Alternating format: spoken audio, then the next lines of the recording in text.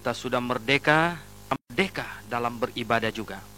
Oleh sebab itu, pendengar dimanapun Anda berada, jikalau kita tidak bebas beribadah, maka kita mulai bertanya kembali, apakah kita sudah merdeka?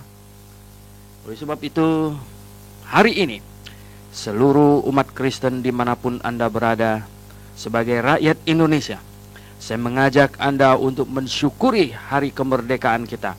Saya mengajak Anda untuk berdoa untuk Republik Indonesia yang merdeka.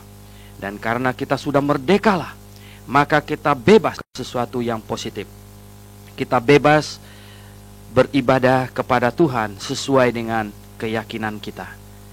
Oleh sebab itu, hari ini adalah hari yang sangat patut untuk kita syukuri sebagai orang Kristen, warga negara Republik Indonesia. Dan sebagaimana biasa, kita akan membahas Alkitab dari Injil Matius sampai kitab Wahyu. Dan hari ini adalah hari ketiga, dan kita sampai ke Injil Matius pasal yang ketiga. Pendengar sekalian yang kami kasih di dalam Tuhan Yesus Kristus, Injil Matius pasal 3, saya akan membacanya dari ayat 1 sampai 12. Waktu itu, tampillah Yohanes Pembaptis di padang gurun Yudea beritakan, bertobatlah, sebab kerajaan sorga sudah dekat. Sesungguhnya dialah yang menyebutkan Nabi Yesaya ketika ia berkata, suara orang yang berseru di padang gurun, persiapkanlah jalan, luruskanlah jalan. Yohanes memakai jubah bulu unta dan ikat pinggir, dan makanannya belalang dan madu hutan. Maka datanglah kepadanya penduduk dari Yerusalem, dari seluruh Yudea, dan dari seluruh daerah sekitar Yordan. Lalu sambil usahanya, mereka dibaptis oleh Yohanes Yordan. Tetapi waktu ia melihat banyak orang Farisi dan orang Saduki datang untuk dibaptis, berkatalah ia kepada mereka, hai kamu keturunan ular beludak, siapakah yang mengatakan kepada kamu bahwa kamu dapat melarikan diri dari murka yang akan datang? Jadi hasilkanlah buah yang sesuai dengan pertobatan. Janganlah mengira bahwa kamu dapat berkata dalam hatimu, Abraham adalah bapa kami. Karena aku berkata kepadamu,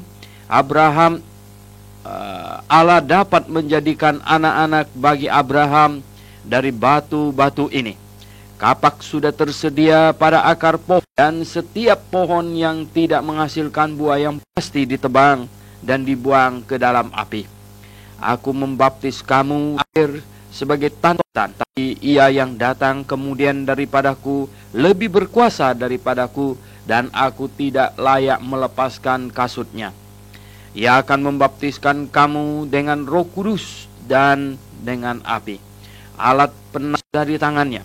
Ia akan membersihkan tempat pengirikannya dan mengumpulkan gandumnya ke dalam lumbung, tetapi debu jerami itu akan dibakarnya dalam api yang tidak terpadamkan. Pendengar sekalian, Matius menampilkan seorang tokoh dengan tidak menjelaskan bagaimana proses ia dilahirkan.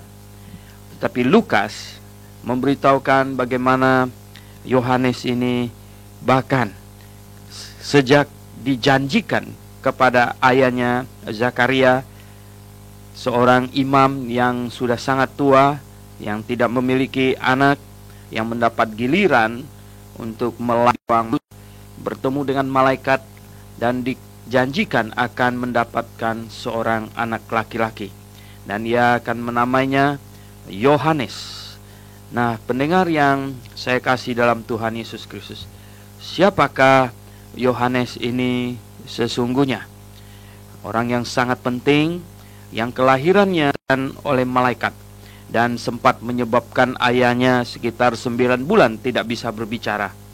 Dan ibunya pun karena hamil di usia tua, saking bahagia dan grogi juga, sehingga dia ya, tidak bisa bertemu dengan orang. Akhirnya dia mengurung diri cukup lama. Pendengar yang saya kasih dalam Tuhan Yesus, pagi hari ini kita membahas Yohanes Pembaptis dan baptisan yang dilaksanakannya. Yohanes Pembaptis, banyak orang mengira-ngira siapakah dia sesungguhnya. Dan Tuhan Yesus sempat berkata bahwa di dalam Injil Matius pasal yang ke-11, di situ dikatakan di ayat yang ke-14, dan jika kamu mau menerimanya, ialah Elia yang akan datang itu. Siapa bertelinga, hendaklah ia mendengar. Ada kata jika. Yang ke-13 dikatakan itu, sebab semua nabi dan kitab Taurat bernubuat hingga tampilnya Yohanes. Berarti tampilnya Yohanes itu mematok berakhirnya nabi dan Taurat, berakhirnya masa nabi-nabi dan hukum Taurat. Itu dipatok melalui tampilnya Yohanes. Dan kita hari ini lebih mengenalnya dengan sebutan Yohanes Pembaptis, karena sesuai dengan pernyataan Tuhan Yesus, jika kamu menerimanya, dia berkata kepada orang Yahudi, ia Elia yang akan datang itu. Nah, tetapi karena mereka tidak menerimanya, maka dia Yohanes Pembaptis. Pendengar yang dikasihi Tuhan, kita lihat di dalam kitab Maliaki, di dalam kitab Maliaki pasal 4 ayat yang ke-5. Maliaki pasal yang ke-4 ayat yang ke-5 dan ke-6. Itu kitab yang terakhir di kitab Perjanjian Lama. Kitab terakhir dalam kitab Perjanjian Lama ayat 5 dan 6 berbunyi demikian. Sesungguhnya aku datang mengutus Nabi Elia kepadamu menjelang datangnya hari Tuhan yang besar dan dahsyat itu. Ia akan membuat hati bapa-bapa berbalik kepada anak-anaknya dan anak-anak kepada bapa-bapanya, supaya jangan aku datang memukul bumi sehingga musnah. Akhirnya, pendengar yang dikasihi Tuhan, orang-orang Yahudi atau bangsa Yahudi, orang Israel, mengingat dan menanti-nantikan hari Tuhan yang dahsyat itu yang dijanjikan, dan mereka tahu bahwa hari Tuhan itu akan didahului dengan kedatangan Nabi Elia. Nabi Elia akan datang dan dia akan mengubah hati bapak-bapak kepada anak-anaknya dan hati anak-anak kepada bapak-bapaknya. Waktu banyak orang Yahudi pada waktu itu bertanya-tanya, apakah Yohanes ini Elia? Apakah ia Elia? Ya, sebenarnya kalau mereka membaca Perjanjian Lama dengan teliti, mereka seharusnya menyadari bahwa ada sosok di depan mereka. Dan kalau mereka meneliti sosok ini, mereka harus mereview kembali 2 Raja-Raja pasal 1 ayat 8. Coba Anda kita buka 2 Raja-Raja. 2 Raja-Raja pasal 1 ayat 8. Mungkin lebih baik kita membaca dari ayat yang 7. 2 Raja-Raja 1 ayat 7 sampai 8. Rupa orang yang telah datang menemui kamu itu, dan yang mengatakan perkataan ini kepadamu?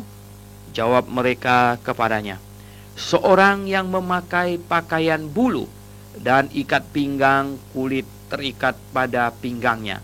Maka berkatalah ia, itu Elia orang Tisbe.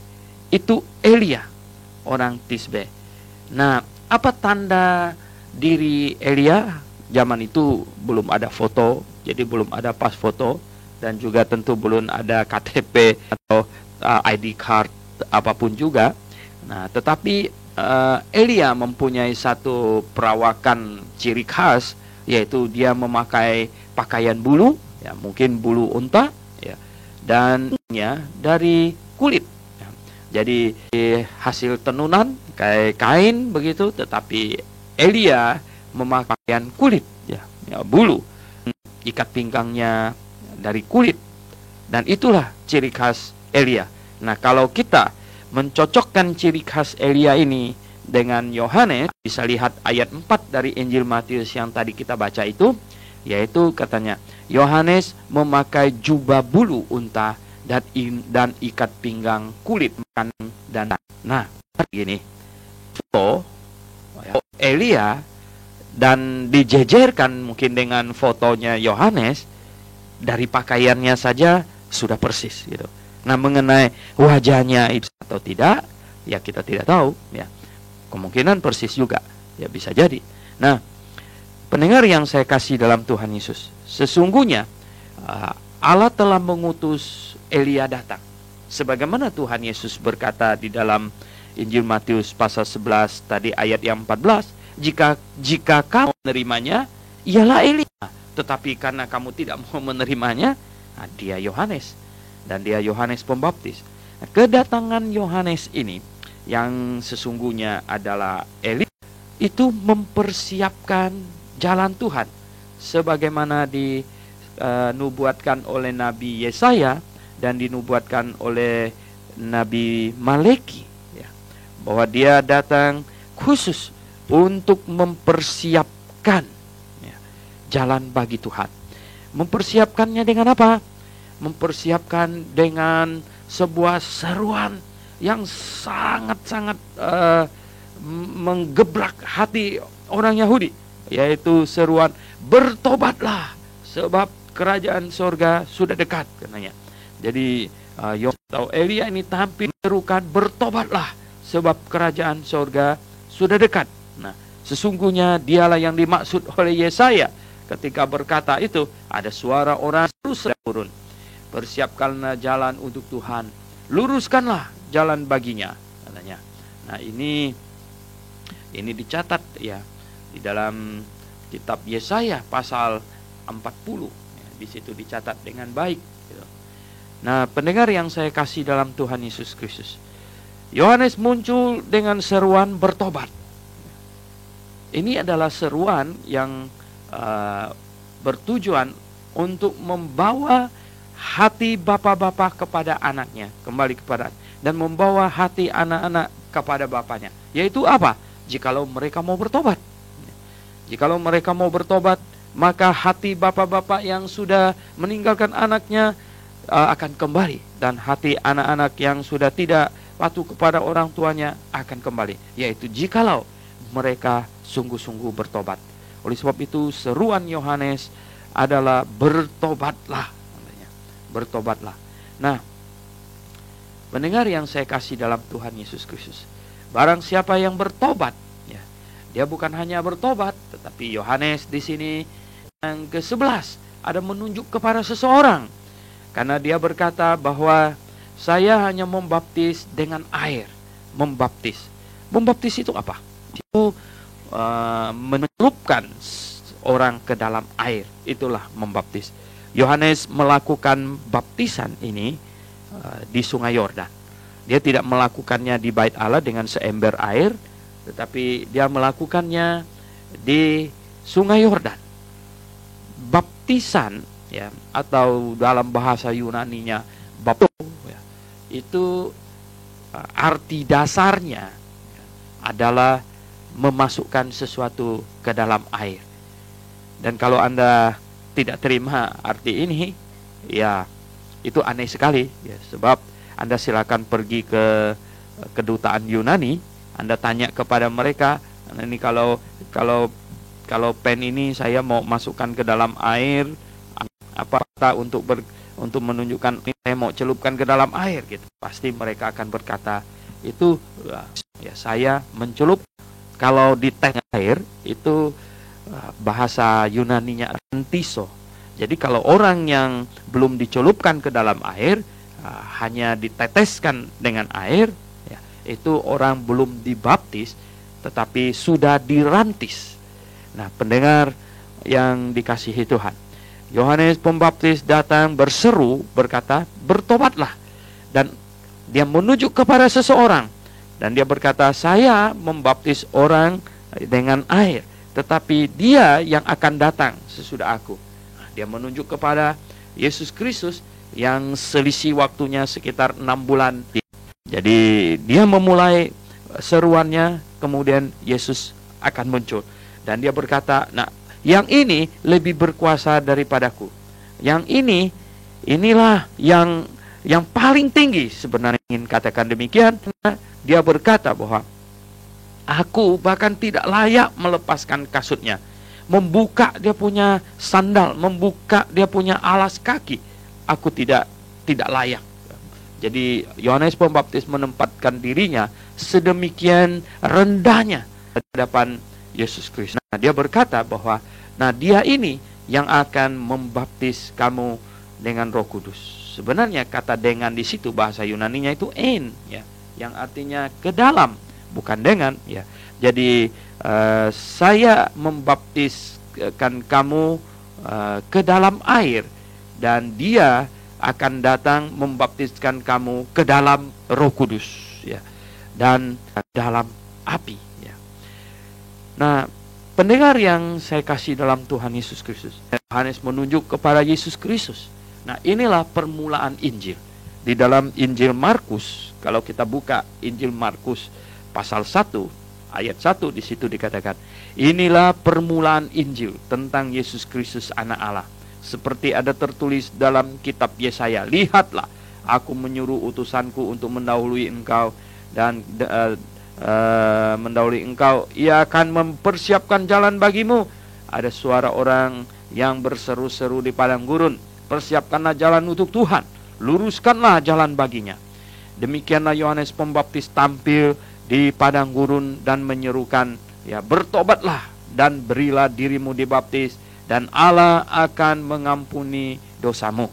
Jadi munculnya Yohanes Pembaptis dengan seruannya, bertobatlah, dan menunjuk kepada Yesus Kristus bahwa inilah dia, anak domba Allah. Anda lihat di dalam Injil Yohanes, di dalam Injil Yohanes pasal 1 ayat 29, pada keesokan harinya, katanya ya, keesokan harinya Yohanes melihat Yesus datang kepadanya, dan ia berkata, lihatlah anak domba Allah yang menghapus dosa. Ya, pendengar yang saya kasih, kita simpulkan bahwa Injil pertama diberitakan oleh Yohanes Pembaptis.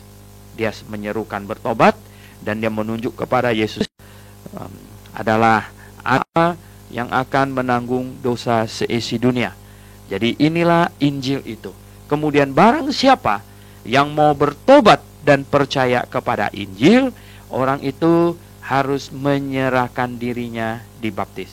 Jadi ketika seseorang sudah bertobat dan percaya kepada Injil, hatinya, apakah tandanya orang itu sudah percaya? Apakah tandanya orang itu sudah bertobat? Apakah tandanya? Nah, tandanya adalah orang itu menyerahkan dirinya untuk dibaptis. Jadi pendengar yang saya kasih dalam Tuhan Yesus, baptisan adalah tanda seseorang menerima, atau kita bisa dengan singkat berkata bahwa baptisan itu sendiri sesungguhnya adalah gambaran Injil. Itu adalah gambaran Injil. Jadi gambaran Injil yang isinya menggambarkan seseorang itu mengakui dia mati sama Kristus dan kemudian akan bangkit Kristus. Jadi begini, ketika seseorang bertobat, maka berarti dia menyesali dosanya. Dia mengaku dirinya orang berdosa dan dia menyesali dosanya. Kemudian dia percaya apa? Dia percaya bahwa Kristus, Sang Juru Selamat, sudah menggantikan dirinya dihukumkan di atas kayu salib dan mati dikuburkan. Dan kini dia sedang hidup menggantikan Yesus Kristus. Sebagaimana Yesus Kristus setelah 3 hari 3 malam kemudian dia bangkit dari kematian, maka barang siapa yang tadi sudah mengaminkan Yesus telah dihukumkan mati menggantikannya dan dikuburkan menggantikannya pun akan bangkit pada hari yang satu hari nanti. Yesus akan membangkitkannya. Dan kalau Tuhan datang sebelum dia mati, maka Tuhan akan mengubah tubuhnya jadi tubuh yang sama dengan Tuhan Yesus, yaitu tubuh kebangkitan. Jadi pendengar yang saya kasih dalam Tuhan Yesus Kristus, sekali lagi, arti baptisan adalah Injil, gambaran Injil. Jadi baptisan, ya, tindakan baptisan, yaitu orang itu dimasukkan ke dalam air, kemudian ditarik keluar, itu menggambarkan Injil. Nah, Injil itu apa? Inti dari Injil itu adalah mati, dikuburkan bersama Yesus Kristus, dan bangkit bersama Yesus Kristus. Itulah inti Injil itu. Jadi Yohanes Pembaptis menyerukan kepada semua pendengarnya supaya mereka bertobat dan percaya kepada Sang Juru Selamat yang dia tunjuk itu. Dan barang siapa yang bertobat dan percaya selamat yang ditunjuknya itu, maka orang itu sebagai tandanya bahwa dia sungguh-sungguh bertobat dan telah sungguh-sungguh percaya kepada Sang Juru Selamat, maka dia harus memberikan dirinya, menyerahkan dirinya untuk dicelupkan ke dalam air sebagai lambang Injil yang diimaninya, sebagai lambang Injil yang menyelamatkannya. Itulah baptisan sesungguhnya. Benar yang saya kasih dalam Tuhan Yesus Kristus, Yohanes Pembaptis melaksanakan ini sebagai dimulai era baru.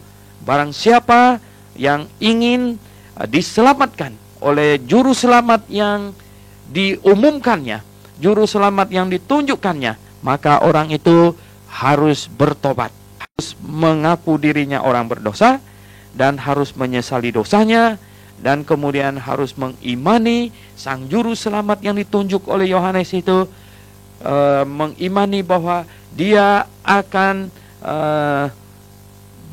menggantikannya di atas kayu salib, dan dia nanti akan bangkit bersama Yesus Kristus.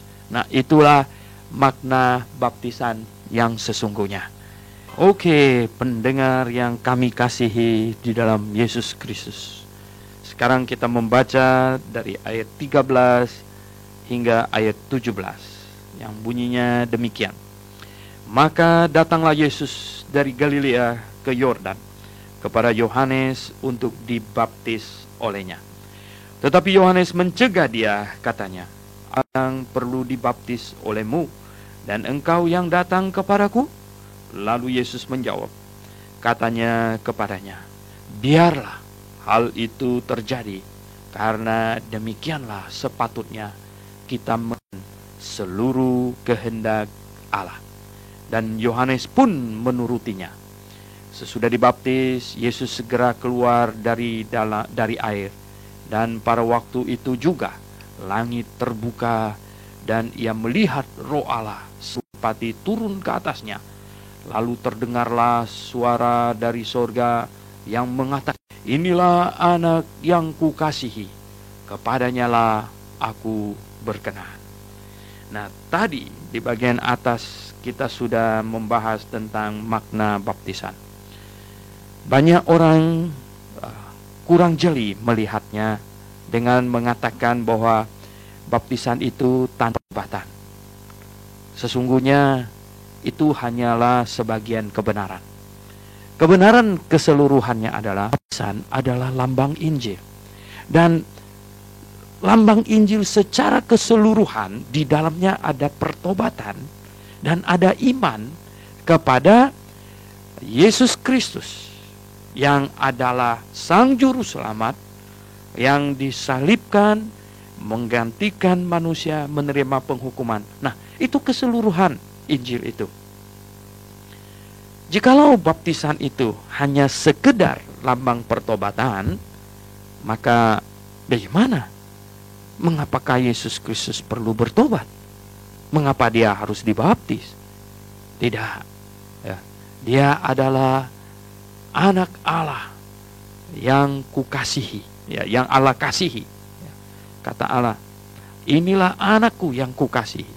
Dia adalah bahkan Allah yang maha tinggi. Oleh sebab itu, pendengar sekalian, tidak benar berkata bahwa baptisan itu, ya, Yesus itu adalah lambang Injil. Dan dirinya itu adalah Injil itu sendiri.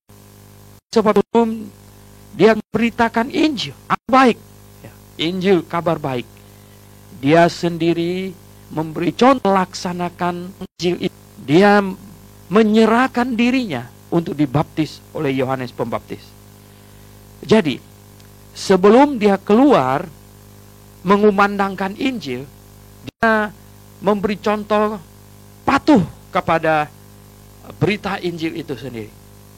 Dan dia menyerahkan diri untuk melaksanakan Injil yang akan dikumandangkan oleh dirinya. Jadi dia menyerahkan diri untuk dibaptis oleh Yohanes. Yohanes tentu sangat sungkan untuk membaptisnya. Nah, Yohanes tahu persis siapa dia. Dialah Yesus Kristus lah. Dialah Allah pencipta langit yang mengutus Yohanes. Sehingga Yohanes malah bertanya begini. Ya. Dia berkata, akulah yang perlu dibaptis olehmu. Dan engkau yang datang kepadaku. Cobalah mendengar sekalian.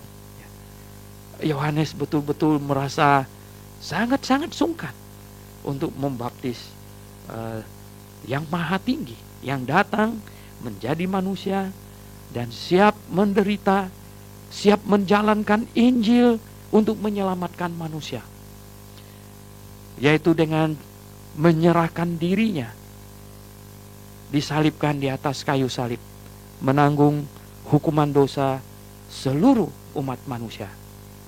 Tetapi Tuhan Yesus menjawabnya dengan berkata kepadanya, biarlah hal itu terjadi. Biarlah hal itu terjadi.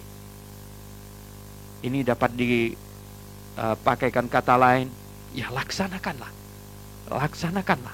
Biarlah hal itu terjadi. Ya, laksanakanlah. Tuhan Yesus berkata.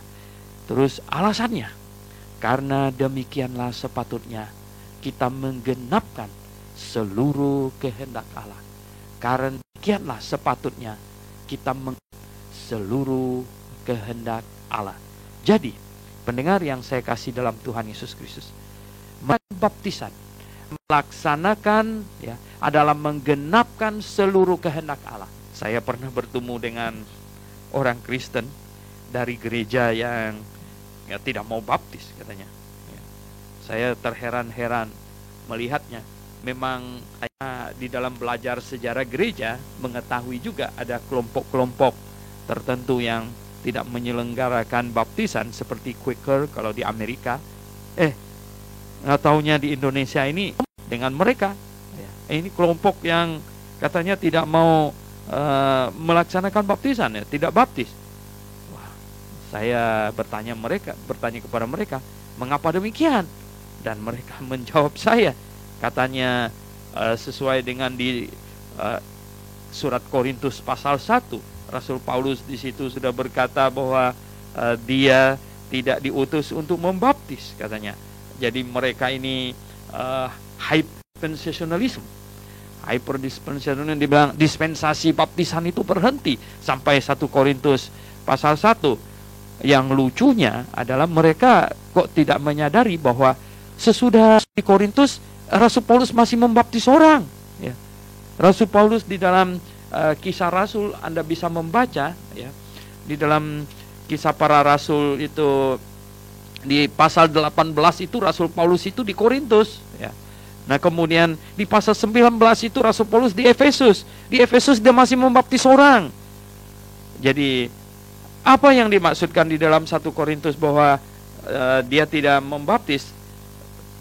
Dia bukan diutus untuk membaptis, melainkan dia hanya membaptis Krispus, Gaius, dan beberapa lagi yang katanya dia lupa.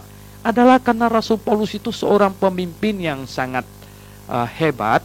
Dia adalah seorang yang berusaha untuk mengkader orang-orang muda atau penerus-penerus supaya mereka lakukan pelayanan yang ditinggalkannya. Oleh sebab itu ketika dia tiba di satu lokasi, kemudian dia memberitakan Injil, orang yang bertobat dan percaya kepada Injil, Rasul Paulus membaptis mereka.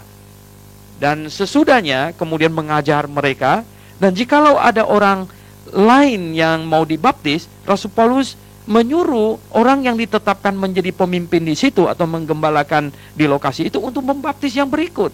Jadi Rasul Paulus tidak memonopoli untuk membaptis orang yang ditemuinya, yang ditobatkannya, yang diinjilinya. Dia tidak membaptis semua mereka. Usaha untuk mengkader, memberi kesempatan kepada murid-muridnya untuk membaptis, menggantikannya. Itu yang dimaksudkannya di dalam surat Korintus ini. Tetapi oleh sebagian orang Kristen ini ditanggapi jadi tidak melaksanakan baptisan. Padahal kalau kita perhatikan amanat agung di dalam Injil Matius pasal 28, pergilah jadikanlah sekalian bangsa muridku dan baptislah mereka, dan seterusnya kamu selamat. Nah, kalau kita harus memuridkan orang dan sampai akhir zaman, itu satu paket perintah itu. Berarti membaptiskan mereka juga sampai akhir. Jadi pendengar yang saya kasih dalam Tuhan Yesus Kristus, camkanlah. Tuhan Yesus sendiri menyerahkan diri untuk dibaptis oleh Yohanes, dan dia berkata, sepatutnya kita menggenapkan seluruh kehendak Allah. Jadi kepada teman-teman Kristen yang tidak melaksanakan baptisan, saya melalui kesempatan ini, kalau boleh memberikan saran bahwa perlu dibaptis. Dan tidak dibaptis, maka Anda tidak menggenapkan seluruh kehendak Allah. Ini perhatikan, ini bukan hal sepele ini. Berarti Anda tidak menggenapkan seluruh kehendak Allah. Tolong diperhatikan. Menggenapkan seluruh kehendak Allah haruslah sesuai dengan ketentuan Allah. Haruslah sesuai dengan cara Allah. Haruslah sesuai dengan apa yang ditetapkan oleh Allah. Nah, baptisan yang benar itu terhadap pertama, terhadap orang yang sudah diselamatkan, terhadap orang yang sudah bertobat dan sudah percaya kepada Yesus Kristus sebagai Tuhan dan Juru Selamatnya.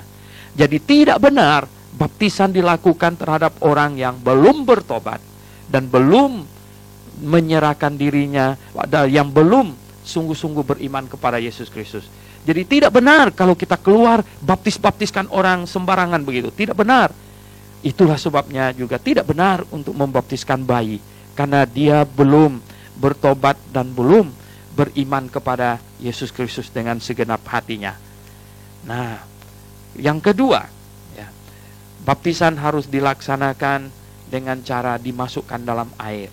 Anda membacanya, katanya ayat 16, sesudah dibaptis, Yesus segera keluar dari air. Berarti Yesus tadi dimasukkan ke dalam air, ada keluar dari, dan lagi indikasi bahwa Yohanes baptisan di Sungai Yordan, karena di situ airnya cukup untuk menyelam orang. Nah, ada kelompok liberal lagi yang berkata bahwa, Bung, coba kamu lihat sekarang di Sungai Yordan, airnya cuma selutut. Bagaimana caranya orang diselam ke dalam air yang cuma selutut? Oh ya, sekarang airnya selutut, ya toh. Tetapi lebih lucu lagi, kalau airnya selutut, Yosua dan rombongannya tidak bisa lewat, ya, itu kan lebih lucu lagi. Nah, mengapa pada zaman Yosua mereka perlu berdoa supaya Tuhan mengeringkan Sungai Yordan supaya mereka bisa lewat kalau airnya cuma selutut? Nah, coba direnungkan dengan lebih baik lagi. Jadi yang terutama adalah kita ini betul-betul cinta kebenaran. Kita ini betul-betul orang yang mau melaksanakan sesuatu yang benar, bukan mencari-cari pembenaran, bukan berusaha supaya berkelat-kelit untuk bersilat kata dan bertindak seperti belut gitu, seperti ular gitu, mencari-cari pembenaran. Jangan. Kita sungguh-sungguh harus setia kepada kebenaran, dan kita harus memiliki hati untuk melaksanakan kebenaran. Jadi, yang pertama tadi dilaksanakan terhadap orang yang sudah dibenarkan, yaitu sudah lahir baru, sudah dilahirkan kembali. Yang kedua, dilaksanakan dengan cara yang benar, bukan ke dalam air, bukan ditetesin dengan air. Kalau diteteskan dengan air, itu namanya dirantis, bukan dibaptis. Yang ketiga, dilaksanakan oleh gereja yang benar. Jadi dilaksanakan terhadap orang yang sudah dibenarkan, dilaksanakan dengan cara yang benar, dan kemudian dilaksanakan oleh gereja yang benar. Nah, gereja yang benar ya tentu bukan susunan bangkunya yang benar, pianonya mainnya benar. Gereja yang benar itu adalah pengajarannya benar, dan semua polisi gereja itu dilaksanakan dengan kebenaran firman Tuhan. Nah, kalau begitu sudah pasti kita bisa simpulkan bahwa gereja yang benar adalah yang doktrinnya, pengajarannya. Doktrin itu pengajaran. Banyak orang Kristen, bahkan ada pelayan Tuhan yang berkata, di gereja kami tidak pakai doktrin-doktrinan. Di gereja kami tidak ada doktrin. Wah, saya memandangnya dengan wajah yang sangat terheran-heran. Nah, kalau di gerejanya tidak ada doktrin, ini tiap hari Minggu mereka situ ya menari-nari, bernyanyi, ya ngobrol-ngobrol. Nah, gereja yang Alkitabiah, gereja yang milik Tuhan Yesus Kristus, adalah gereja yang memiliki doktrin yang jelas, adalah gereja yang mengajarkan doktrin dan mendoktrin yang benar sesuai dengan Alkitab. Itulah gereja yang benar. Nah, masakan mungkin ada gereja yang tidak ada pengajaran? Jadi pendengar yang saya kasih dalam Tuhan Yesus, dilaksanakan terhadap orang yang sudah, dilaksanakan dengan cara yang benar, dan dilaksanakan oleh gereja yang benar.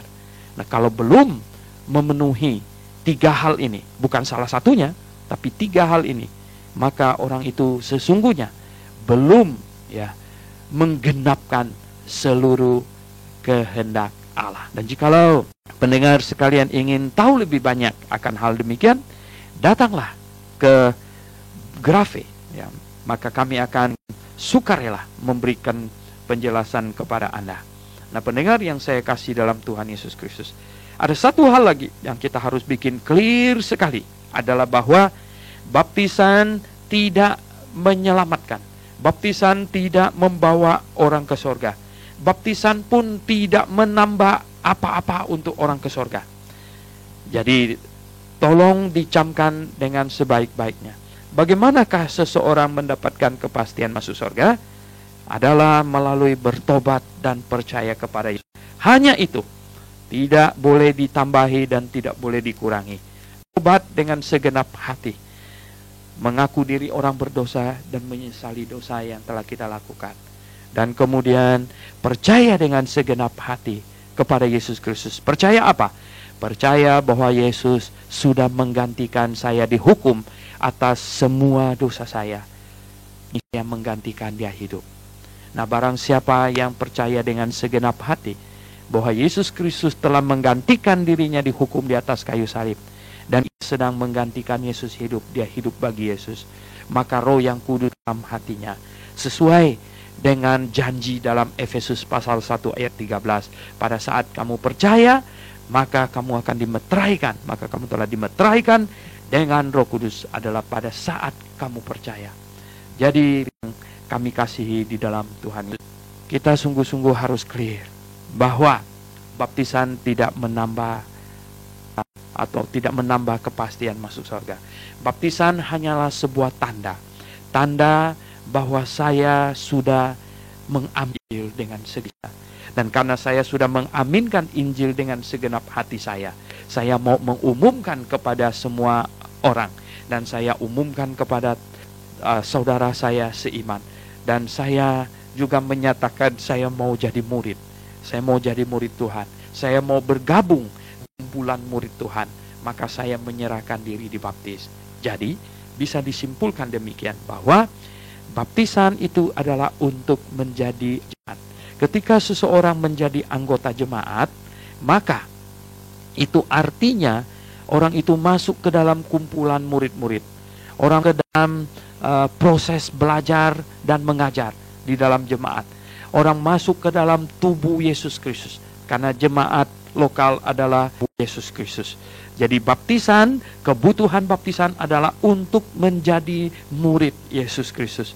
Di dalam amanat agung dikatakan, pergilah jadikanlah sekalian bangsa muridku dan baptiskanlah mereka. Jadi pendengar yang saya kasih dalam Tuhan Yesus Kristus, baptisan tidak untuk pergi ke sorga, baptisan untuk menjadi murid Yesus Kristus. Ini harus sangat jelas sekali. Nah, sebabnya saudara yang saya kasih dalam Tuhan Yesus Kristus, orang yang sedang sakit, sekarat di rumah sakit, apakah yang dia butuhkan? Dia membutuhkan baptisan atau dia membutuhkan berita Injil yang tegas? Dia membutuhkan berita Injil yang benar dan tegas. Dia bukan membutuhkan baptisan. Nah, justru kalau pendetakah, siapakah, penginjilkah, nah pergi ke rumah sakit di sana, membaptiskan orang yang sedang sekarat di ICU di sana, itu adalah perbuatan yang sangat salah. Saya berani berkata bahwa sangat mungkin bahkan baptisan itu bisa menghantarnya ke neraka. Mengapa? Karena kita memberikan kesan yang salah kepadanya, seolah-olah dia akan karena dibaptis oleh kita. Maka itu orang itu akan mati dengan satu keyakinan, saya akan masuk surga karena saya sudah dibaptis. Ini adalah sebuah kesan yang salah, kesan yang semu. Nah, hati-hatilah. Dan dia mati dengan iman yang itu, yaitu percaya bahwa dia akan masuk surga karena sudah dibaptis, justru dia akan pergi ke neraka. Jadi pendengar yang saya kasih dalam Tuhan Yesus Kristus, maka itu kita harus sungguh ekstra hati-hati. Orang yang sedang sakit keras, mereka membutuhkan apa? Mereka membutuhkan benar. Mereka perlu diberitakan bahwa manusia berdosa dan dosa tidak dapat diselesaikan dengan apapun. Nah, itulah sebabnya Yesus Kristus datang dan dihukumkan bagi segenap dosa kita. Dia menggantikan kita dihukum di atas kayu salib. Mengakunya dirinya berdosa dan menyesali dosanya, dan kemudian percaya bahwa Yesus telah menggantikannya dihukum di atas, maka dia tidak akan dihukumkan lagi. Dan Injil inilah dia akan masuk surga. Dan apakah dia perlu dibaptis? Tidak. Kalau tidak dibaptis dia akan masuk surga? Oh ya, pasti. Karena yang menjamin masuk surga bukan baptisan, tetapi bertobat dan percaya kepada Yesus Kristus. Sembuh, ternyata tidak mati, dan dia sembuh. Kemudian dia datang ke gereja. Nah, dia mau bergabung ke dalam jemaat. Dia ingin menjadi murid. Nah, saat itulah kita membaptiskannya. Dia mengaku imannya di hadapan jemaat, dan kemudian kita membaptiskannya. Jadi pendengar yang saya kasih Yesus Kristus, hanya melalui pembahasan kita dalam Injil Matius pasal 3 ini mengenai Yohanes Pembaptis dan kemunculannya untuk memberitakan Injil.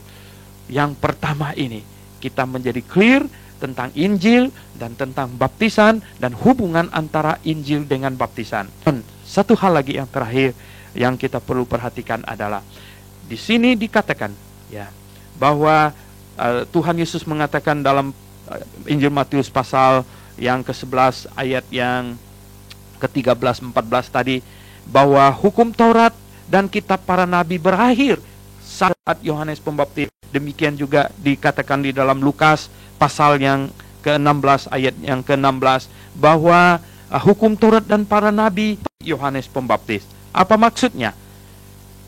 Maka ketika Yohanes Pembaptis mengumandangkan Injil, sekarang era baru, maka sekarang ganti dispensasi zaman baru, maka zaman ibadah simbolik berakhir. Sekarang kita masuk ke dalam zaman ibadah hakikat. Di zaman ibadah simbolik segala-galanya pakai simbol, segala-galanya disimbolkan.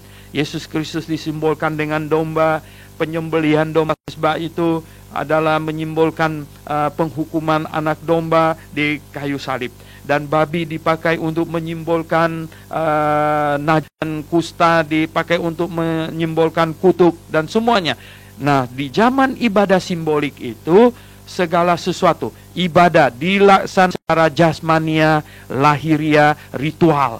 Tetapi Yohanes Pembaptis mengumandangkan Injil, maka masuk ke dalam ibadah hakikat ini. Di dalam kitab Perjanjian Lama, semua simbol itu adalah untuk menggambarkan Sang Juru Selamat yang akan datang. Nah, ketika Yohanes menunjuk kepada Sang Juru Selamat yang sudah datang itu, maka berakhirlah seluruh rangkaian ibadah simbolik perjanjian lama. Oleh sebab itu hari ini kita boleh makan daging babi. Oleh sebab itu hari ini kita tidak lagi melakukan penyembahan sani. Cara ini berdoa Tuhan hati, bukan dengan badan kita. Dan Yesus Kristus menjelaskannya kepada perempuan sama dalam Injil Yohanes dengan ketika saya itu katanya orang Yahudi di Yerusalem, tapi nenek moyang kami beribadah di atas gunung ini. Dan Tuhan Yesus saatnya akan tiba dan sudah tiba sekarang. Nah, perhatikan kata sekarang. Penyembah Allah yang benar di dalam kebenaran. Apakah roh dan kebenaran? Di dalam roh dan kebenaran itu artinya hati, menyembah dengan roh kita yang di dalam, dan menyembah di dalam roh dan kebenaran, artinya dengan pengertian. Jangan lagi menyembah Tuhan dengan membabi buta, jangan lagi menyembah Tuhan dengan ikut-ikutan, tetapi menyembahlah Tuhan dengan kebenaran, dengan pengertian. Mengasihi Tuhan segenap jiwamu dan jangan lupa dengan akal budimu. Jadi pendengar yang saya kasih di dalam Yesus Kristus, hari ini kita sudah membahas Injil Matius pasal 3, dan kiranya pendengar sekalian akan mendapat berkat darinya dan menjadi orang Kristen yang lebih benar, menjadi orang Kristen yang sungguh-sungguh berkenan di hadapan Allah. Dan Tuhan Yesus melaksanakan apa hendaki Allah melalui baptisan juga.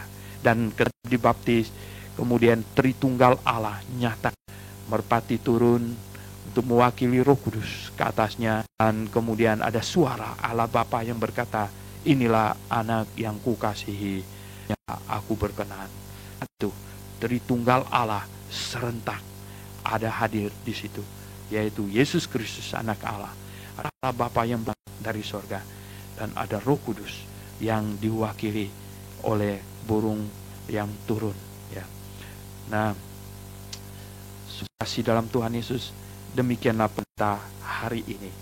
Beritahukanlah kepada teman-teman Anda agar mereka mendengarkan through the Bible.